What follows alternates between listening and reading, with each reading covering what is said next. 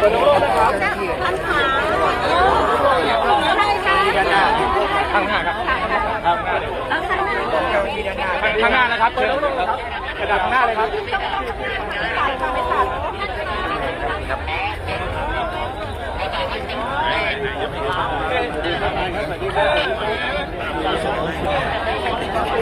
โอเคเสร็จแล้วถอยลูกเลยครับถอยลูกเลยครับ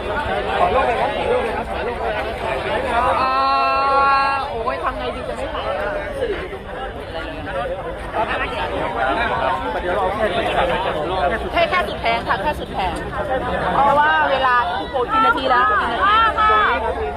ด้านหลัง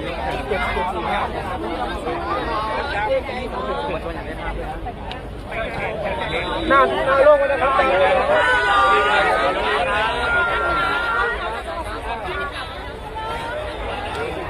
พี่โทษนะคะโทษนะคะ